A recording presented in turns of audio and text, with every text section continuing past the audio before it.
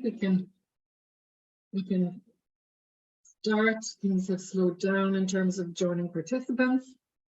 And you're very welcome. Thank you for joining us, and thank you for your interest in GEM. My name is Aileen Ionescu-Somers. I am the Executive Director of GEM. GEM stands for Global Entrepreneurship Monitor. And for those who do not know GEM, GEM is the longest and most comprehensive worldwide study on entrepreneurship. GEM has existed, next year will be our 25th anniversary. So the fact that we collect data over such a long period of time means that we have a very valuable database on the progress and evolution of entrepreneurship over 25 years, actually, for multiple countries.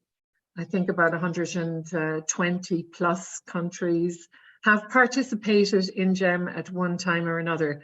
We work with countries that are part of what we call the GEM Consortium, and two of them have joined with us today, GEM Austria and GEM Spain, because GEM Austria and GEM Spain have just produced their 2022-2023 national reports. Usually we produce the global GEM report in February of each year, and subsequently we have a plethora of national reports that come out. Currently we have about 60 countries that participate in GEM as active members, but as I said, over the time that we have existed, some 120 national teams have participated in GEM. We're always looking for additional national teams, so if you're out there wondering if your country could take part in this consortium, in this massive research effort, please look up whether your team exists on gemconsortium.org, because we would invite you to express interest in maybe joining GEM if you are an academic and or a researcher and can conceive of putting together a national team. So these are the two reports. This is what they look like. Maybe we could just move to the next slide, because I'd like to introduce our small panel today. First of all, we're going to hear from Dr. Christian Friedl. He is a professor at the JOANNEUM Institute of International Management and Entrepreneurship, and he heads up our GEM Austria national team. So welcome today, Christian. And then secondly, we have Dr. Nuria Calvo. She is Professor of Strategic Management at the Universidade de Coruña. She is the Technical Director of GEM Spain. GEM Spain is a particularly interesting case within GEM because there are many regional entities of the team, and I'm sure Nuria is going to mention some things about the GEM Spain team, but it really is a very, very comprehensive effort across the entirety of Spain to collect entrepreneurship data. So we've got two really interesting contributions today. You know, the opportunity for GEM is to compare and contrast, you know, because the reason why it's interesting to have these national reports, webinars, is so that we get you as listeners, you can get a flavor of just how different, you know, even two countries in Europe can be from the point of view of their evolution in entrepreneurship. And so we're going to kick off right now with Christian, and thank you very much, Christian. We will pass over to Christian, who's going to share his slides. Yeah, thank you very much, Aileen. Thanks for having me. And indeed, it's a very interesting opportunity for us to present today here our findings and also have the chance to compare with the results from Spain and discuss with all the other participants. I hope you can see my slides already. Yeah. Yes. Yeah, well, Great. So then I will jump right into the presentation. I heard it should be really short, so I do this in a few minutes. Austria, we have been for the first time in JAM in 2005. And since 2012, we do this on a regular basis. For each cycle, we collect more than 4,500 survey respondents in the adult population survey. So this comes from the working age population. It's a bit of an oversampling to allow regional comparisons. And also we have some deep dives on certain company indicators. And in addition to that, we have the expert survey. And what we also have done this year is a 10-year analysis based on the feedback collected from the experts and the adult population over the years.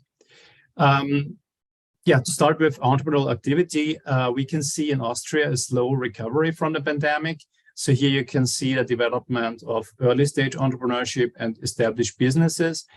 We can also see that we have been severely hit in the pandemic. So both indicators really had a backslash. But you can see also that established business, the rate of established business recovers better since the pandemic in Austria. We had quite a high level of early stage entrepreneurship before the pandemic, and it slowly recovers.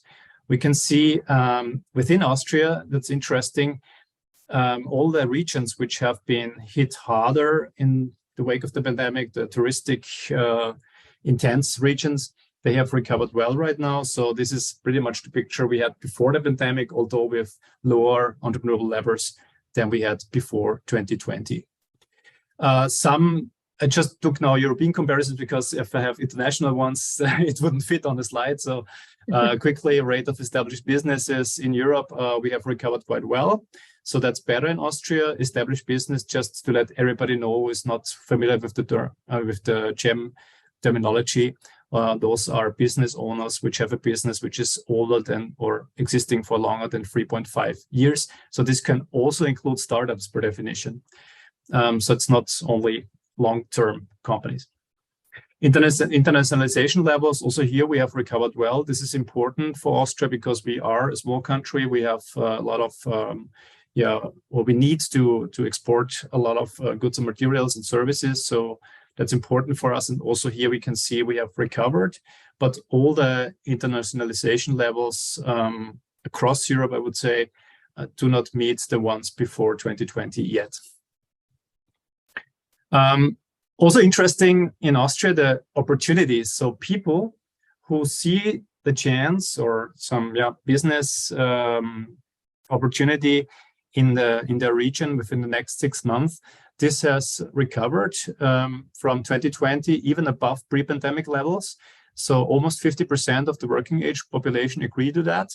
On the other hand, when it comes to entrepreneurial intentions, only 8.5% of the working age population intends to start a business within the next 3 years. This is a huge gap and it's a widening gap in Austria. This is something we have to observe. Also, when we compare with other countries. Something else, when we come to the gender ratio, on the first look, it's a positive development. So 44.8% of the TEA, the early stage entrepreneurship rate, are female entrepreneurs. That's a good development, not sufficient yet, but it's on the first look good.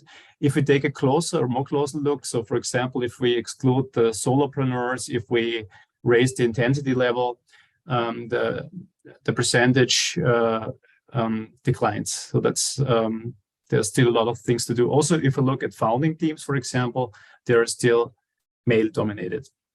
Sorry for the mix of German and English on the slides, but I can translate everything if you need some more information later on in the discussion.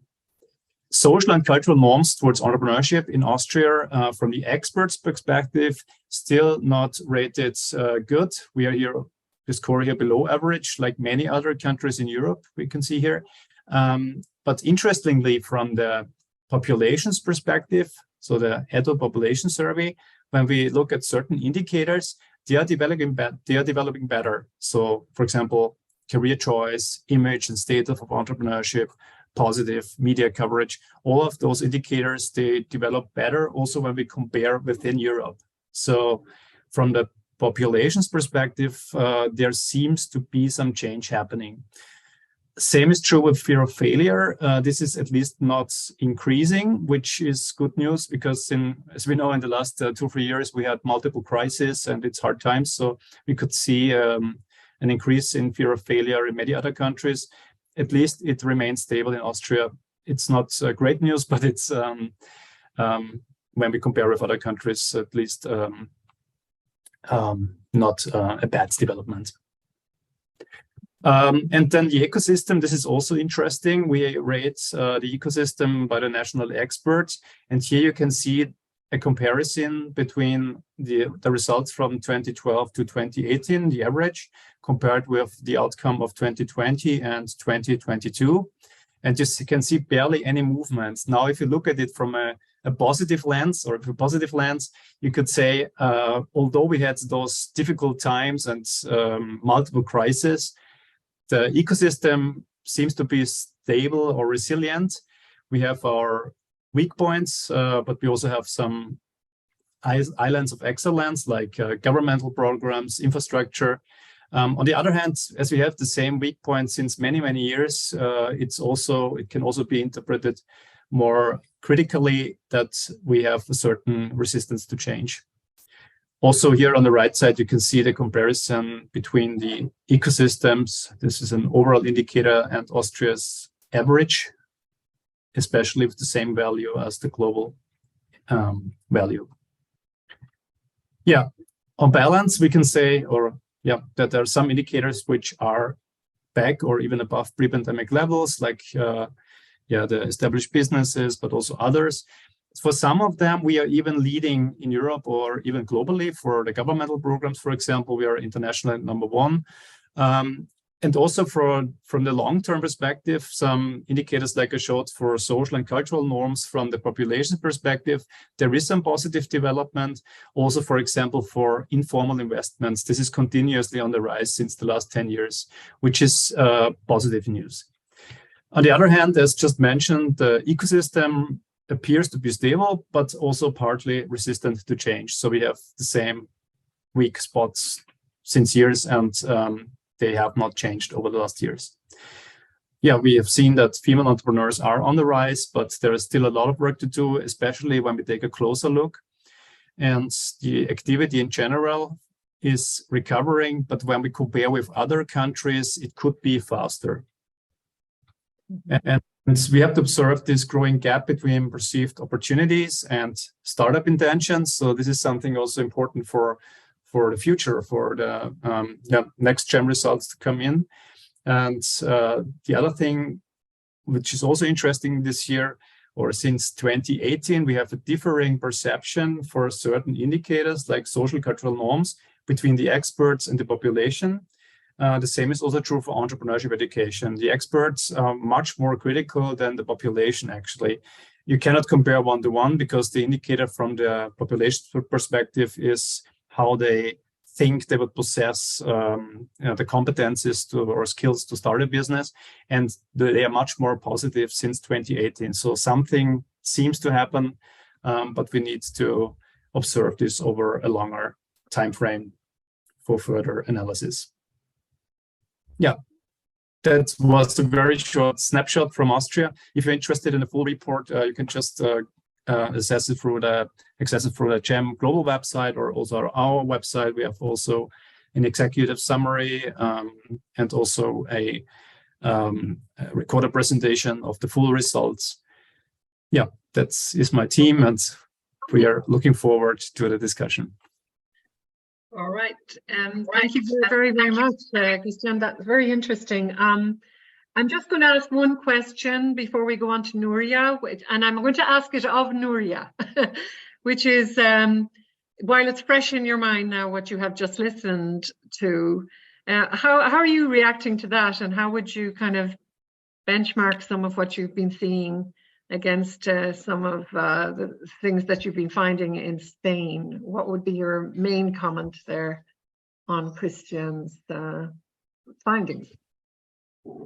No, you want to question that? Well, I think your results are very, very interesting, and it's surprising for me that different perception about education. So I don't know if you went into the data or did some research about the different perceptions, because perceptions are much more volatile than real conditions. That is what we are experiencing in Spain. But because you are recovering the levels of entrepreneurship of previous years, it's surprising for me, just this different perception about the role of education in this process. Mm-hmm. In other words, different to Spain. Okay, and we'll probably learn about Spain when you make your presentation. But Christian, your comment on that? I can fully agree. It's a very interesting starting point for us now to more analysis, because we have a lot of huge questions arriving from that.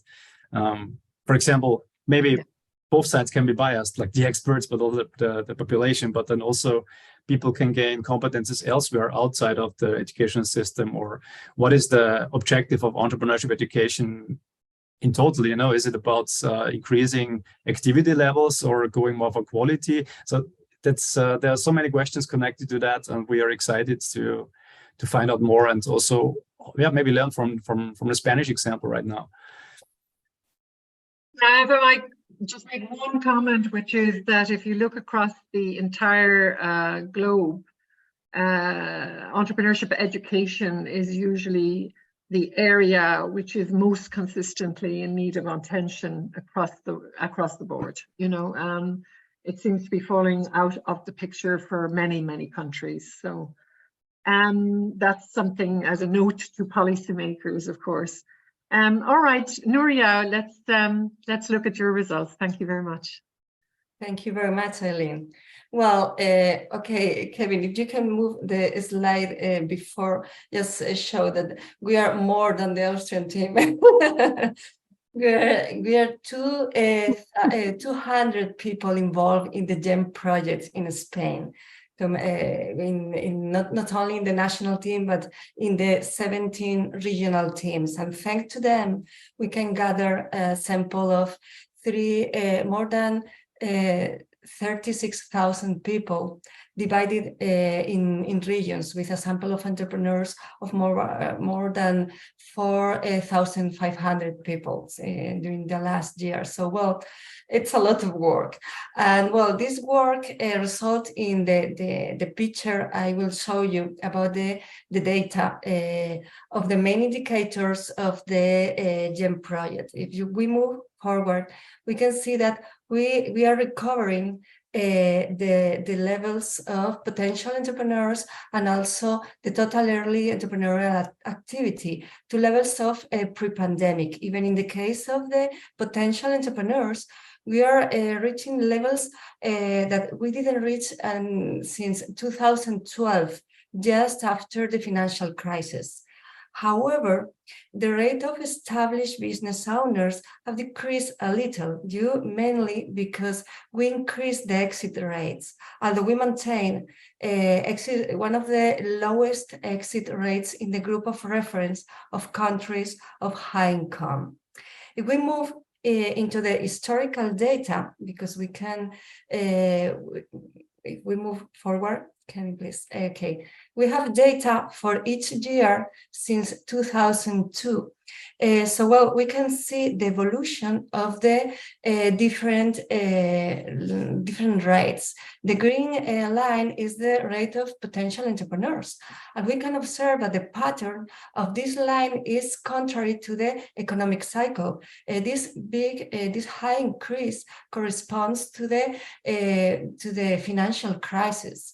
And well, it's coincident with a huge increase of the unemployment rate in Spain. If we move into the last 2 years, well, the behavior, the pattern when the health crisis began was similar, but it stopped earlier. Okay, it's like, well, now it's moderating. If we'll see into the blue line, that is the early stage entrepreneurs, and the black line, that's the established business entrepreneurs. Well, these are much more flatter, because one thing is to have the intention to create a new business, and another thing is to decide to do it and find the financial support and hire employees.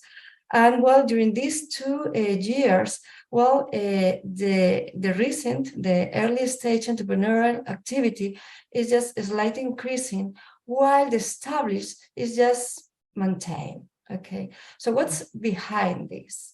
Well, according our data, the entrepreneurs in Spain consider that 4 in 5 entrepreneurs consider that they have the knowledge and skills to create a new business, and more than half consider that they know other entrepreneurs that can serve as role model or experience. However, around half of them are scared about creating a new business. They're afraid of failure. And what is more important, 1 in 3, just 1 in 3 see opportunities for entrepreneurship in Spain. And this is coincident with the worsening of evaluation of experts. If we move into the next slide and see the position of Spain according to the perception of experts, and according to the Global Innovation Index, that it's an index of the real innovation capacity of the countries in terms of inputs and outcomes. Well, Spain is its bad position in terms of the perception of the conditions of the context, although expert valuable positively education system and also infrastructures and professional support. However, they reduce the evaluation of conditions like government programs, or even the canals of transference, or the research and development investments. So at the end, Spain is just in the middle of the field, quite close to countries like Italy, but far from countries like Austria and other countries of reference. So in terms of difference between men and women, if we move forward, okay, well, now during the last years, we have similar rates for early entrepreneurship for men and women. It was not so 15 years ago, when men double the entrepreneurial rate of men, double those of women. But now not. And moving into the data, we found that men and women don't distinguish in the demographic profile in terms of entrepreneurship. We have older entrepreneurs in Spain than in other countries, especially emerging economies. Our range of age for most entrepreneurs is between 24 and 45 years old. So we reduce the life cycle of entrepreneurship.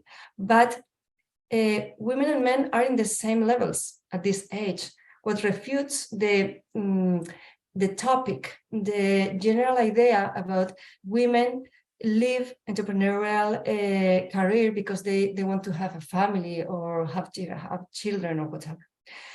However, they are different in the kind of initiatives they start.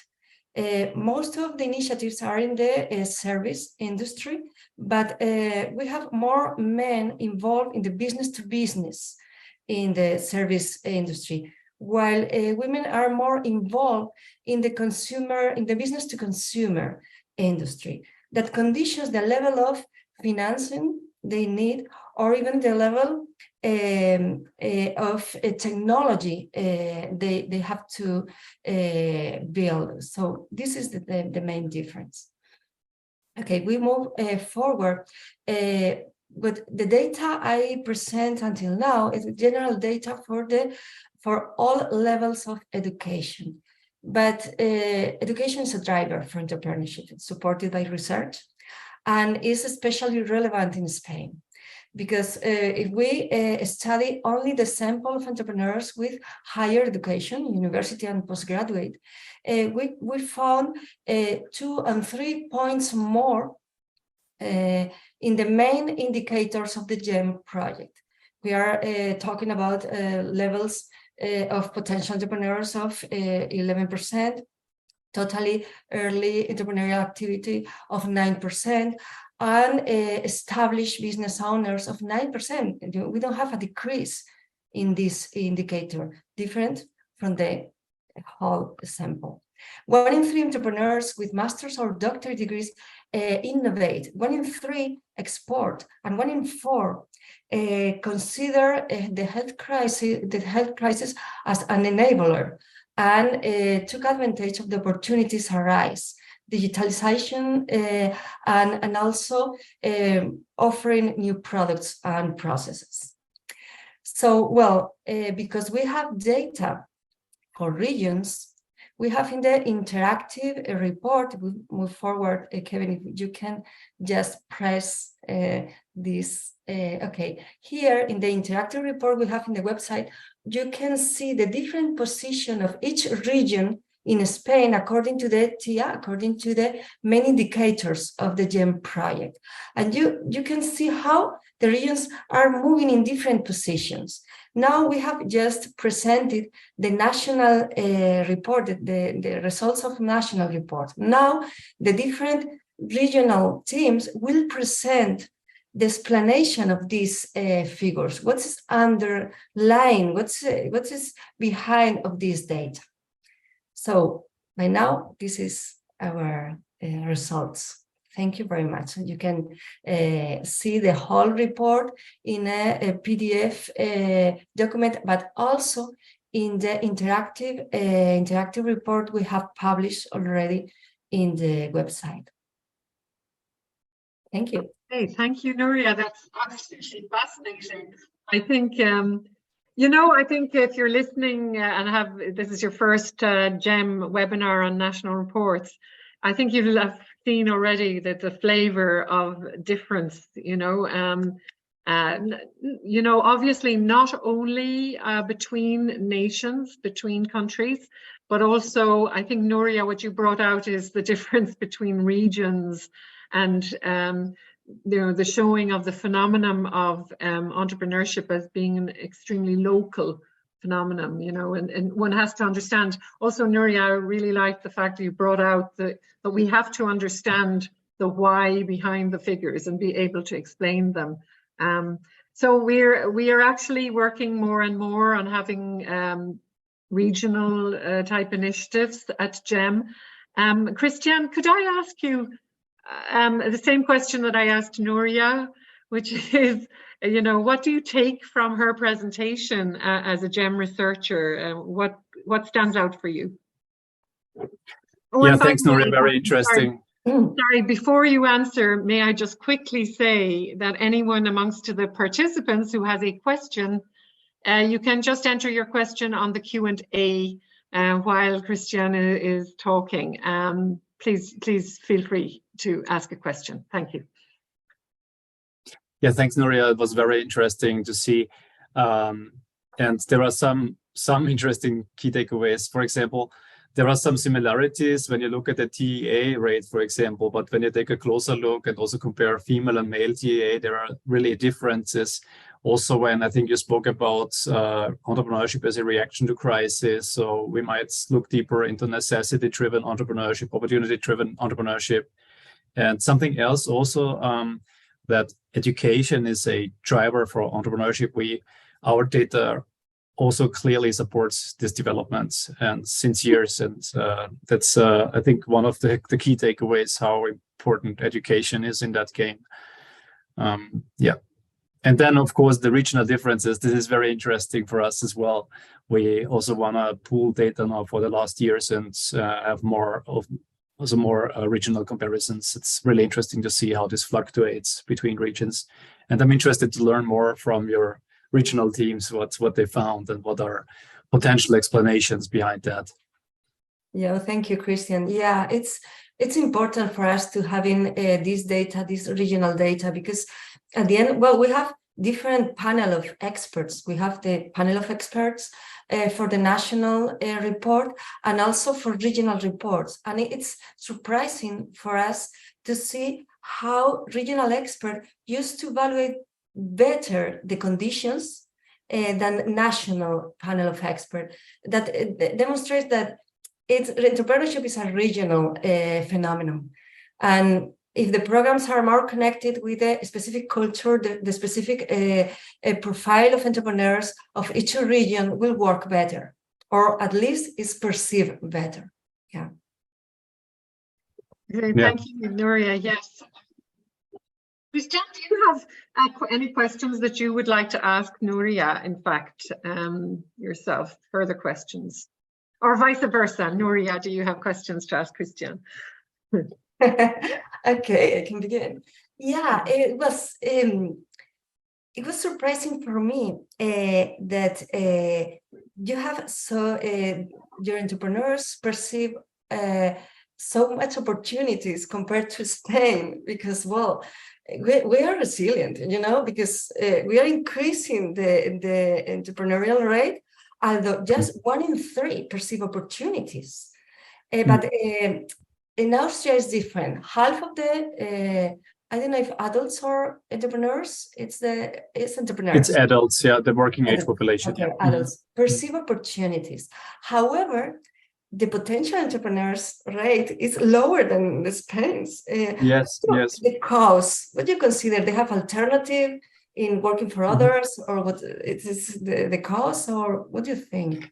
We think so, yeah, because when we look at the motives why they start a business, we very much can see this, like we could, but we don't have to, like there would be opportunities, but maybe others will do it, It's there's not so much necessity driven. This is also what we could observe during the pandemic. There were a lot of government programs to support the entrepreneurs to survive, and there was also the exit rates were lower than, or like on the lowest level since the 90s in Austria, which is a good thing. On the other hand, maybe not the best thing for innovation, because people are not forced to, find a plan B and innovate. So that might be a reason. So we could, maybe this will change now because times are getting rougher. But so far we cannot see that. So also from motives, it's the same percentage that people start a business to have an income or to get wealthy. It's the same percentage that they also want to change something in the world. So entrepreneurship is still something opportunity driven in Austria, which is good in one way. Maybe it's not the we need more pressure to become stronger innovators, because as you said, intentions are low, and if people have intentions, we could also see this in your long-term analysis, it doesn't mean at all that they even start a business. So intention behavior, it's a huge gap. And but it's worrying if there are only 8.5% of the working age population currently have intentions. This can be also for different reasons. As you said, also, we have a lot of employment opportunities at the moment. So it might be more secure to work as an employee in a company. But those are our explanations at the moment. Yeah. Okay. Mm-hmm. I mean, I just have a comment. I just think it's globally what we found is that developed countries that actually had support programs for people during the pandemic, entrepreneurship went down in those countries. Yeah. Entrepreneurship went up in countries where there weren't the safety nets that were provided in developed countries, but also, I suppose, the quality of entrepreneurship. There was a lot more necessity entrepreneurship out there in these developing countries. But at the same time, Christian, I'm thinking to myself that, well, in a way, what you've just said, does that explain why it is so slow, this recovery, or have you said everything about that? Because one would think, I mean, the world has pretty much changed since pre-pandemic. An awful lot more opportunity has become enabled and accelerated, as a result of the pandemic. people's mindsets have changed, their behaviors have changed. One would think that that presents these, incredible opportunities for entrepreneurs, which don't seem to be in the process of being grasped in Austria. Do you think there are other reasons why these opportunities are not being grasped? I mean, we always have additional questions also in the expert survey and also in the APS, in the adult population survey, and they gave us an indicator. We had some issues already existing before the pandemic. They're not particularly Austrian issues, like, they get skilled workforce or labor force, but some things have, intensified now. It's even harder to get skilled or to get people at all, like labor force for your company. It's much harder to get financing. Startup financing was on an all-time high in 2022 in Austria until the summer, and then everything changed, and now it's very hard, especially in early stage endeavors, to get financing for startups. So that can be another reason why not so many people currently think about starting a business. It's harder. It's different. Yeah. Yeah. And so some of the things existed before, and some other things are now intensified. Also, like, all the costs, inflation is skyrocketing still on high levels, also in Austria, especially because we pumped a lot of money in the system. That means, it also had an effect on that. So there are many reasons and which existed before, but then additional ones joined them in summer of 2022 or after the pandemic also. Right. So that could be the reason. Okay. Thank you. I'm just looking at the questions coming in from the participants. So I have a question from Ethiopia about the scope of the report to Christian Friedl. How, asking for an opinion on what you think about Ethiopia and other sub-Saharan countries' regional entrepreneurship. Now, I mean, if I might volunteer, you may have a comment on this also, Christian, but actually GEM is looking for more sub-Saharan countries and looking for more African countries. We actually suffered from losing some of these countries during the pandemic because, point must be made, it does cost to actually carry out GEM research. And when things are tight in countries and in universities, etc., we do tend to lose teams. So unfortunately, I don't think that much can be said about the regional, in terms of GEM data, the regional entrepreneurship, but maybe you have a comment on that, Christian, since it is addressed to you, actually. I would fully be fully in line with you. So it would be very interesting to have data from Ethiopia and look at it. But currently, from the GEM perspective, as far as I know, we don't have that. Yeah. But it would be very interesting. So maybe there could be some national team in Ethiopia are encouraged to join GEM and to collect more data in that region, which would be very valuable for GEM.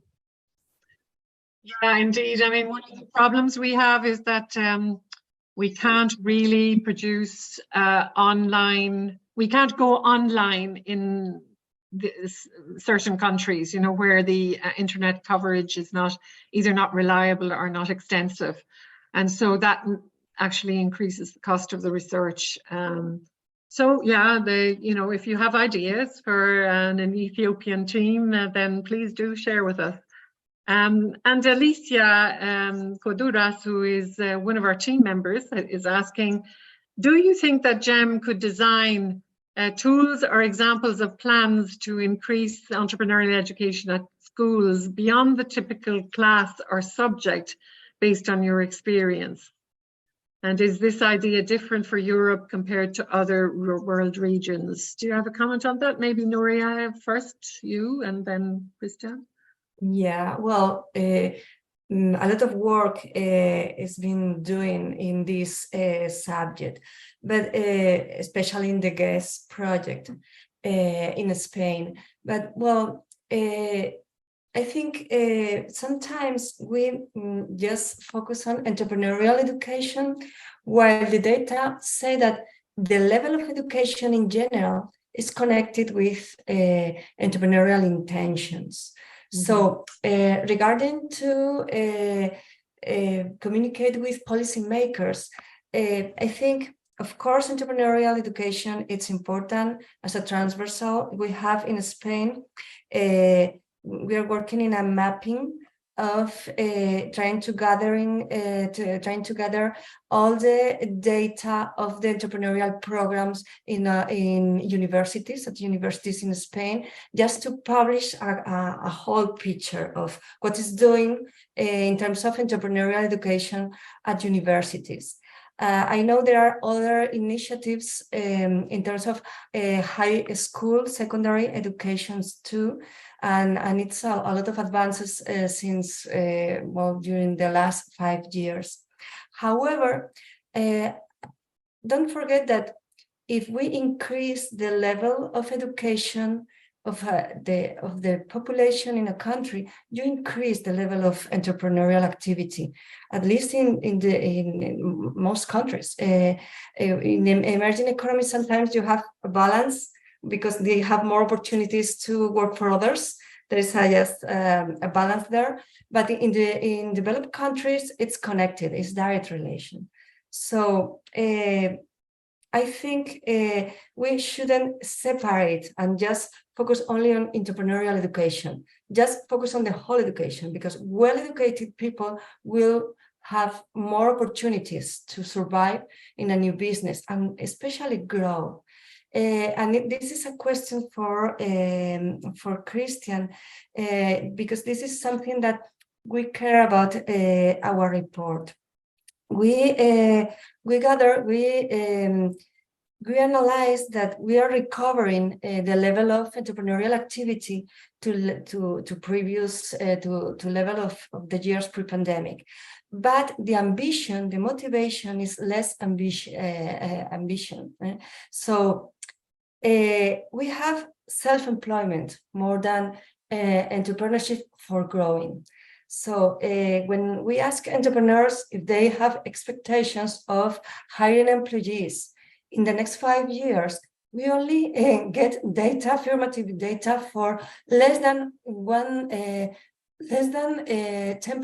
of the entrepreneurs consider that they will hire in the next 5 years. And this is a problem, because you need a certain size to innovate, to internationalize, and to grow as a business, and to maintain in the entrepreneurial process. And it's a problem because, well, in terms of policy makers, in Spain we have a very ambitious law, that is the law for emerging startups, that we approved at the end of the last year, and we'll gather the data in future years about the results, the effects of this. This is an ambitious law that create incentives for entrepreneurs with digital, with high-tech initiatives, with task incentives, and even incentives for stakeholders, for investors, and the rest of actors of the ecosystem of entrepreneurship. However, from the point of view of the entrepreneurs, they're affected by this law, that is a good thing, but also for other laws. So when an entrepreneur have to decide if hiring or not new employees, in Spain there are entry barriers and exit barriers, because we have a very inflexible labor framework. And this is conditioning the growth of these initiatives, and it's a problem. Okay, so in terms of policymakers, I can understand that it's policymakers look the specific law, but the entrepreneurs are affected for the whole legal framework. So just a bit of systemic perspective it's necessary in Spain, at least. I don't know if in Austria it's the same, you have the same perception. Christian? Yeah. Yes, we do. And we also, for example, when we look at the TEA, the rate of early stage entrepreneurs, We always, for example, do different analysis. We exclude the solopreneurs, and we do this also for the other countries, and it gives us a totally different picture. And then also we look at the ones which want to hire people in the next 5 years, the ones which don't. So it gives us a different picture. And then we do the comparison again. But also, I would still, we could see in the difficult years, in the last 2 or 3 years, those hyperscale enthusiasm suffered a little bit. And I think it's not that bad because it's more realistic. And the ones which gave realistic growth expectations, at least in our data, we have the perception, at least, that those are the ones which lasted now, because they are more, built on better ground, and they're more, maybe they have more sustainable business models. It's not only about growth, and maybe they also have another agenda. We also had this SDG special questionnaire this year in JAM, and it was also interesting to see how they differ when they say, okay, we also care not only about economic objectives, but also about social and environmental objectives. And I think that's, maybe it's not that bad that not all of them, wants to grow at all means, and but we agree it's a different picture. And coming back to the question from Alicia, like you said, in Spain, also in the last 5 years, a lot of things are happening in Austria, also on the policy level. We also have this entrepreneurship education map, but I agree, it's not only about entrepreneurship education, it's education in general. And this is a main driver for entrepreneurship also in Austria since years. But also entrepreneurship education in schools, it's rated still not good by the experts, but there are so many initiatives happening in the last 2 or 3 years. I think it takes a little bit more time that that the impact can be seen. And I mean, that's very subjective, but me alone, I did 6 workshops in schools only in 2023. I didn't do this the years before, but there are so many bottom-up initiatives coming from engaged teachers, coming from, for example, Austrian Startups is a network which offer a new program right now. And they have the objective to make entrepreneurship as common in Austria as skiing. So it's they aim really high. No, but I mean we need to break with those orthodoxies, if you may. And it's changing the mindset, really, is what it's about. Yeah, and that's also what we learn from JAM. In Austria, we have to start early, in the early stage with the mindset, because we have low intentions. We see the opportunities, but we don't have the intention. So we have to work on that. So we clearly know what to do, learn from the JAM data in Austria. Okay, I have a question from Lindway Ohio, who is asking about the representation of industries on TIA, especially agriculture. And secondly, would like to hear your opinion about the influence of innovation on entrepreneurial activities. Who would like to comment on that? Nuria, Christian? Yeah, well, in Spain, primary sector, not only agriculture, but primary sector represents less than 5% of the new initiatives. So we are declining the participation in this industry and increasing the involvement in the service business, in the service industry. Okay, any comment from your side, Christian? I can comment on the second one if you want. Yeah. I'm not sure if I totally understand, but for example, the context of innovation within established organizations like entrepreneurship, we also survey employee entrepreneurial activity. We do this also in Austria since years. And here, similarly, it has decreased a little bit because we could see both things. Like some of the established organization, as a reaction to difficult times, they increased the innovation budgets. But the majority, they more relied or try to go back to the core business, to go to crisis mode. So innovation I mean, that's also something we can see from other studies, or even the innovation scoreboard and all these indicators. It cannot be more important in times like this. Yeah, but exactly. Of course, organizations have different strategies, which are also understandable to some extent. I can only answer now for Austria because this is the data I really know in depth. Here we could see both, like somebody or some companies investing even harder in innovation and others decreasing their efforts. Okay. Yeah, we are increasing a little the percentage of innovation in process innovation, but we maintain product innovation because of the firms are not growing in terms of employees. That's one of the things I mentioned before. Well, reinforcing the alliances with technological centers and universities could be a way of innovate for small firms.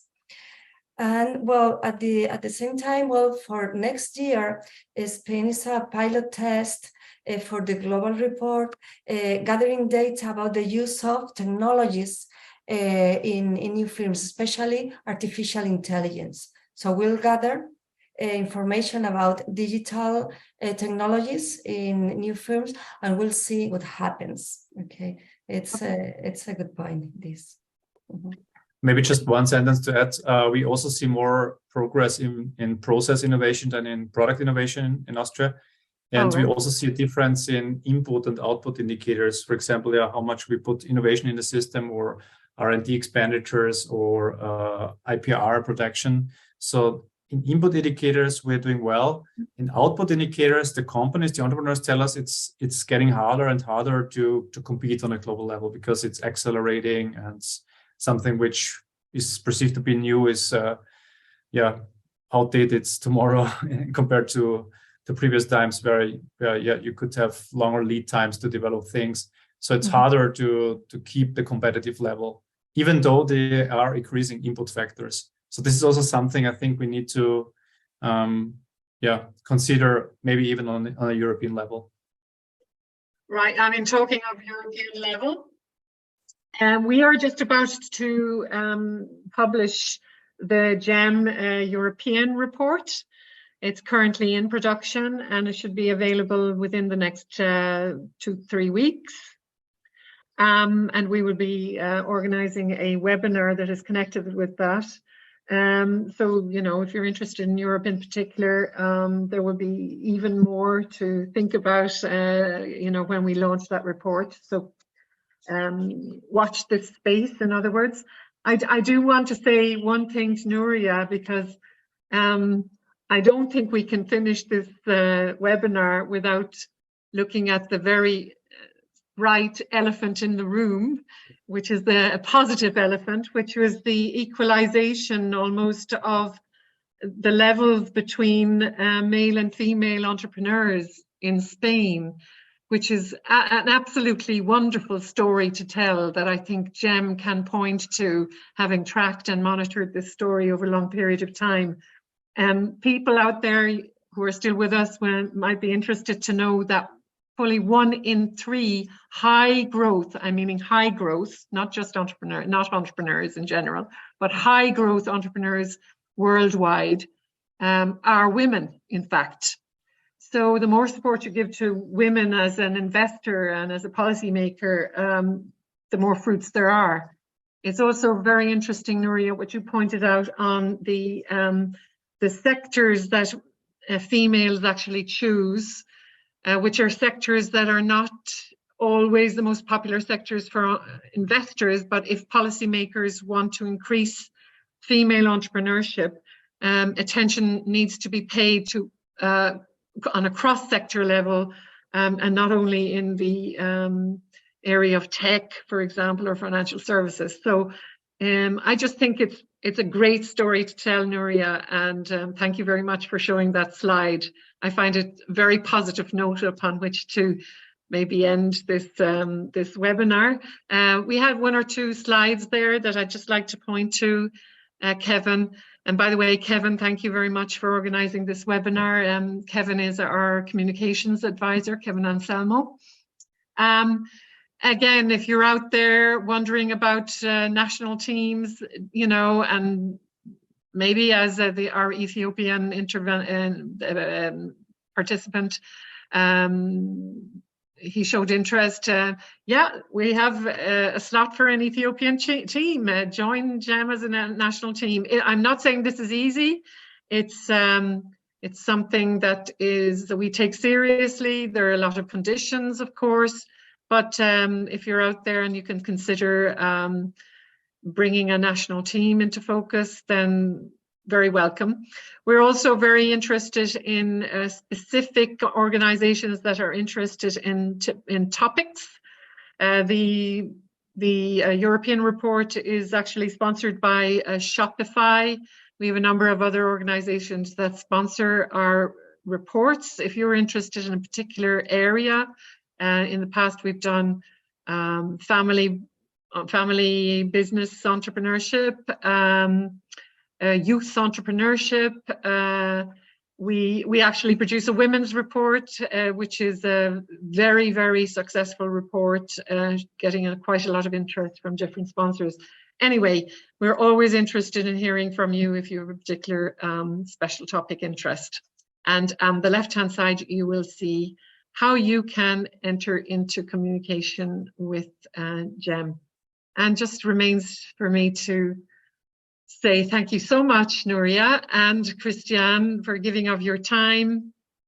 You are both immersed, I know, in the research for this year. Thank you for taking your time for the webinar today. Very grateful. Thank you. And thank you also to our audience for the questions. Any questions that were not answered, by the way? No, I think we have covered them all. And you can always access the recording if you want to hear the whole thing, if you've left early for whatever reason. Okay, thank you very much. Thanks, Nuria. Thank you very much. Thank you. And thanks so much, Kevin.